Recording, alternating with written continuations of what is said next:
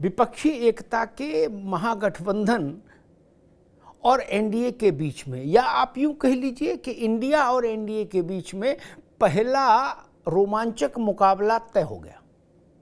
बस तारीख आनी बाकी है, मुकाबला होगा, जरूर होगा, ये तय हो गया। ये मुकाबला लोकसभा के भीतर का है। विपक्षी दलों ने आज मोदी सरकार के खिलाफ अविश्वास प्रस्ताव का नोटिस दे दिया लोकसभा में। लोकसभा के अध्यक्ष ने उस नोटिस को स्वीकार कर लिया। अब बिजनेस एडवाइजरी कमेटी में बैठकर बात होगी कि किस दिन चर्चा को रखना है, और जब चर्चा होगी तो उसके बाद नेता सदन यानी प्रधानमंत्री चर्चा का जवाब देंगे, ये भी तय है। और ये भी तय है कि उसके बाद ध्वनिमत से या डिवीजन से मतदान भी होगा सदन के भीतर, यानी नंबर का खेल भी सामने आ जाएगा। नरेंद्र मोदी की सरकार के खिलाफ पहला अविश्वास प्रस्ताव आया था 2018 में। उस अविश्वास प्रस्ताव में मोदी की सरकार को करीब 325 वोट हासिल हुए थे लोकसभा में, और उस समय के विपक्ष को 126 वोट मिले थे कुल। अब इंडिया बन गया है, कहा जा रहा है 26 दलों का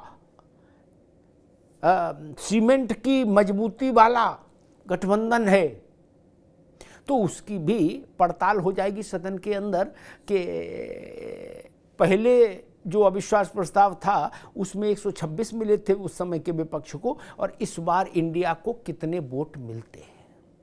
लेकिन ये तय है कि वोट में मोदी सरकार और विपक्ष के बीच में बड़ा भारी अंतर रहेगा।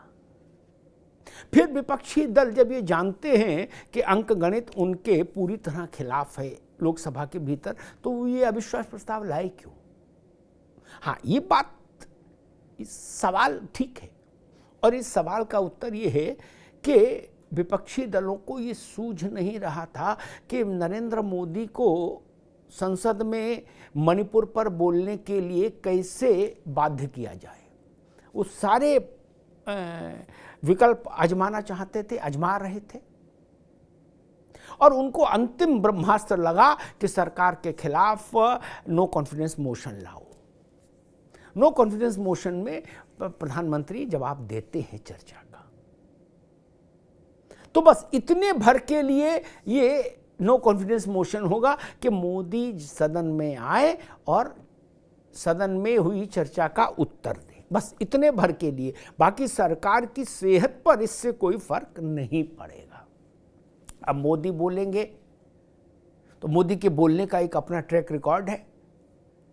पिछली बार जब वो अविश्वास प्रस्ताव पर बोले थे तो उन्होंने कहा था कि मेरी शुभकामनाएं हैं, आप 2023 में भी अविश्वास प्रस्ताव लाएं, खूब मेहनत करें। और सही बात भी हो गई, 2023 है और फिर अविश्वास प्रस्ताव आ गया।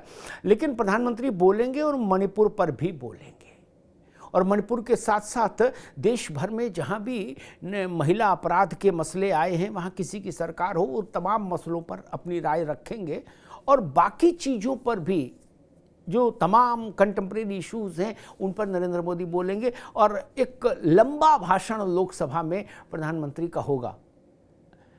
उनका मूड और उनके भाषण का की टोन कैसी रहेगी, इसकी एक झलक आपको कल भाजपा संसदीय दल में जब वो संबोधित कर रहे थे तो मिल गई होगी, जहां उन्होंने कहा था कि पीएफआई में भी इंडिया है और इंडियन मुजाहिदीन के नाम में भी इंडिया लगा है और ईस्ट इंडिया कंपनी के नाम में भी इंडिया लगा था।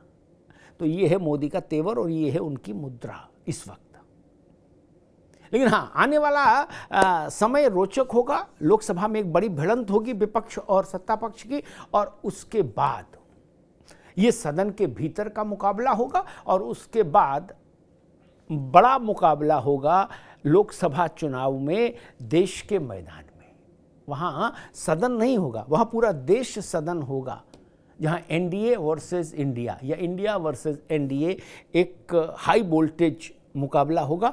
और उसमें वोट सांसद नहीं डालेंगे, उसमें वोट ननकू और रज़ाक डालेंगे, देश की जनता डालेगी।